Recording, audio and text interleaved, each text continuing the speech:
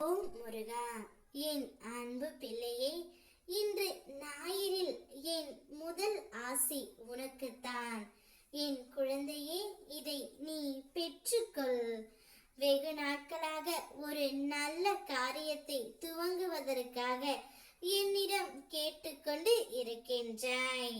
அந்த காரியம் வெற்றி அடைய வேண்டும் என்றும் நினைக்கின்றாய். நிச்சயமாக நீ கேட்ட அந்த காரியம் நல்லபடியாகவே நடக்கும். நீ முயற்சி செய். உனக்குள் இருந்து உன் முயற்சியை வெற்றிகரமாக்கி தருகின்றேன். எந்த ஒரு காரியத்தையும் செய்ய தொடங்கிவிட்டால் தயங்காமல் செய். என் மேல் பாரத்தை போடு. நீ கேட்பதை விட 100 மடங்கு உன் முயற்சிக்கு வெற்றி கிடைக்கும். அதனால் உன்னுடைய முயற்சியை என்னை நம்பி நீ தொடங்கு பிள்ளையே. எத்தனை முறை அப்பா உனக்கு வந்து தைரியம் கொடுத்தாலும் உன் மனதிடத்தை இழக்கின்றாய். உனக்கு ஏற்படும் துன்பம் அன்றாட பிரச்சனைகளாக இருந்தால் அதை பொறுமை கொண்டு அனுசரித்து கடந்து விடு. போற இடங்களில் விபத்துகளோ அல்லது மிக பெரிய விவாதங்களோ உறவுகள் மூலம் ஏற்படும் பிரிவினைகள் வந்தால் அதன் மூலம் வரும் துன்பம் உன் கர்ம வினையை அளிக்கின்றது என்று நீ புரிந்து கொள்ள வேண்டும். நீ கேட்கலாம், அப்பா, அது போன்ற துன்பங்களுக்கு தீர்வு இல்லையா என்று.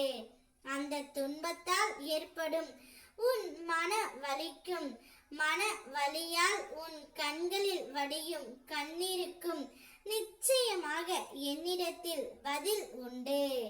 நீ வடிக்கும் கண்ணீர்தான் அந்த கர்ம வினைக்கு விலை.